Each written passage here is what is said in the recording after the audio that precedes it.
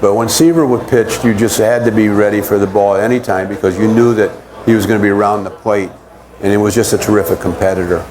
Okay.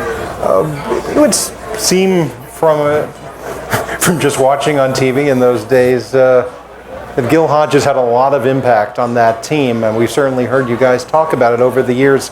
Okay, can you just describe a little bit the difference it made when Gil came along into your life and how he helped mold that team? Well, I came the same time Gil did. That spring training in 1968 was my first year, along with Tommy Agee, myself, Gil as the manager, and a couple other guys. Not sure right off the top of my head, but I remember the first day of spring training, and I had just come over from the Cincinnati Reds. And the very first day we got together, Gil had a meeting, and he just said, I want you guys to know that we will not be the same New York Mets as you've been the last few years. So right off the bat told me that he was not going to put up with the kind of play that the Mets were known for in their history, being the lovable losers. It's not to say that we didn't play bad. We finished ninth, half game out of last place. In '68, that was still one division in the National League and one division in the American League. But Gil was a very, very stern disciplinarian, very fair manager. He wasn't the kind of guy that would slap you on the back so much when you did something well, and wasn't the kind of guy that would embarrass you or chastise you in front of anybody when you didn't, when he wasn't happy with you. He always took you aside and talked to you. But he was the kind of guy that everybody, I think, enjoyed playing for him. Now, mind you, when he came over, he started platooning guys and was well known in '69 for platooning in 5 positions. And I must tell you, nobody liked that situation, particularly myself and Swoboda in right field, Clendenin and Cranepool at first base, and Boswell and Weiss, and then Charles and Garrett, and then sometimes Grody and J.C. Martin. But the thing about it was it worked. And Gil was able to get the most out of his players, and I think that's a real tribute to his style of managing, where he was able to make that guy at the end of the bench, the 25th player on the team, feel like he was part of the team. And I think that's really about managing. Managing is being able to deal with the different personalities, and Gil was able to do that. And to his credit, he got the most out of everybody that was on those teams, even in '68 when we didn't play that well, but particularly in '69.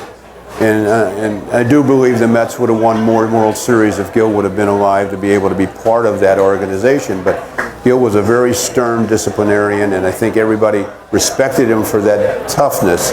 And I'm not sure that he would be able to manage nowadays, though. The difficulties of managing nowadays are different than they were back in those days. But somehow I think he would have been able to adjust and been as good a manager he was back then if he was managing now. The game has changed in a sense because managers today, with very few exceptions, don't have a feel for the game. It's all about sabermetrics. It's all about having printouts of what players did in the past. And back in those days, you managed by feel. You managed about what you felt about a player and being able to help your team.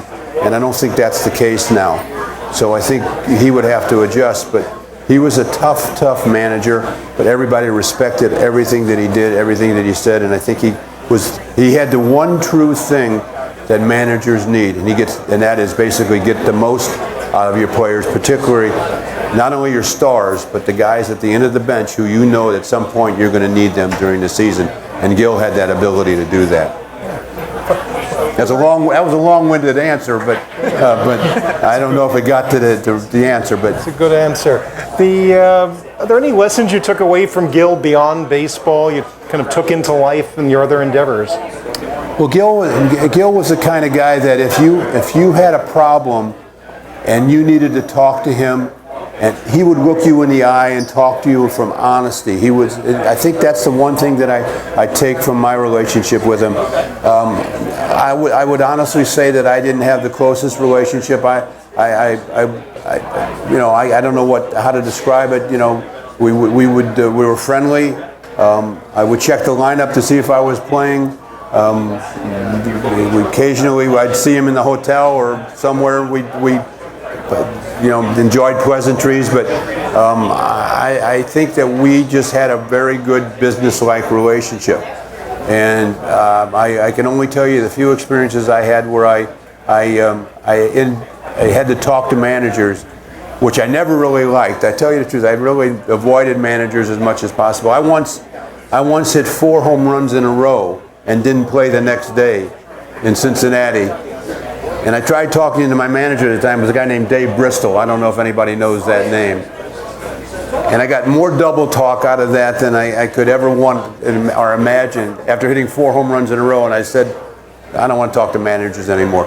But Gil was the kind of guy that if you had a problem, you needed something, he would look you right in the eye and tell you exactly how he felt. And I can't believe there's anything more that a manager could do at that point to be able to deal with players and whatever the problems they might have.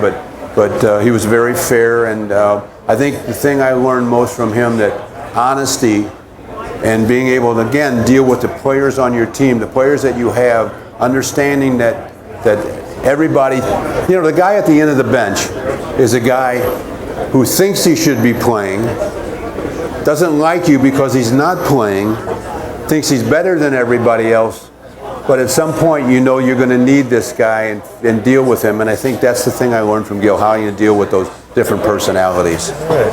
Well, how we talked about Tom and we talked about Gil. What about Art Shamsky? How are you these days? What are you up to? I'm good. I'm busy. I got my book here if anybody's interested, about 69. Of course, that was the year, for those of you that remember, Jets won the Super Bowl, we won the World Series, and the Knicks won the NBA championship of May of 70, and all for the very first time. And so I wrote about that and used timeline events about what was going on in the city and the country and the world. For those of you who were around, war in Vietnam was tearing the country apart. The city was in disarray. I know we have a lot of problems in the world and the country today, but this was a period of time that was very, very bleak. And so I wrote about what was going on. And these 3 teams really kind of made people feel better about their lives. And I think a lot of people looked at there was light at the end of the tunnel. So I have that out there. And if anybody's interested in talking about it, I'll be out front there. But I'm really busy. I'm doing a lot of personal appearances. I spoke to 150 people last night at the New York area Scouts dinner, not Boy Scouts, baseball Scouts dinner. And so it's interesting, having played on that 69 team, I played 13 years professionally. Nobody really ever talks about the other 12. I'm still in New York City because of it. And I'm busier now than I've ever been. A lot of baseball clinics, personal appearances, and I'm going to start another book in about another 6 weeks, hopefully to be out around, God willing, 2019, the same time we celebrate the 50th anniversary of the 69 Mets. So I'm really busy, and thankfully the great fans that we have, New York fans, are always supportive of that team. What's interesting about that 69 team, a lot of people who weren't born know about it because it's been passed on. The legacy of that team has been passed on from generation to generation because it was so special. And I think really the one thing that people remember is that the great Tom Seaver and Jerry Koosman and all these guys were terrific pitchers, but everybody on that team contributed to the success of that team. And we would not have won, really and truly, we would not have won without Tommy Agee in center field, without Cleon Jones in left field, without Don Clendenin and Ed Krampel at first base, without Jerry Grody and J.C. Martin behind home plate, and all the rest of the guys that you all know about. We just would not have won without all these guys. And so when you talk about that team, it's really about the contributions that everybody who was part of that team made. And really the legacy is about, it was a team. And obviously there was some big name players, but we wouldn't have won without Cleon Jones. I don't even know all the names I mentioned, but it was really a team effort, and very happy to have been part of that team. And again, I've played 13 years. Nobody ever talks about the other 12. But for me, it's great to be still in the area and talk to great fans about that team. Well, it's great that you came to talk to us today. I want to thank you for not only 1969, but 1970, 1971, because I remember those years too. Well, so I'll be the first person to say thank you. It was great for me to be part of that Met legacy, and I know the Mets have only won in their history 2 times, but the reality of it is that 69 team will live on forever because it was so special. And I tell people this all the time. I really believe in the history of baseball, it certainly wasn't the greatest team to ever win a World Series, but it certainly is one of the most notable. And really, I believe it's probably the most compelling story in the history of the game. And when I say compelling, is where else would you have a team that was known as the lovable losers for so many years, finished almost in last place the year before, and then win the World Series against a terrific Baltimore Oriole team without the help of free agency and doing it on trades and bringing up players from your minor league system. So I tell people I really believe it was really the greatest story in baseball history. Well, thank you for being a part of it, and thank you again for joining us. Folks, the book Magnificent Seasons, right? Outside to meet Art Shamsky. 1969 World Series champion, Art Shamsky.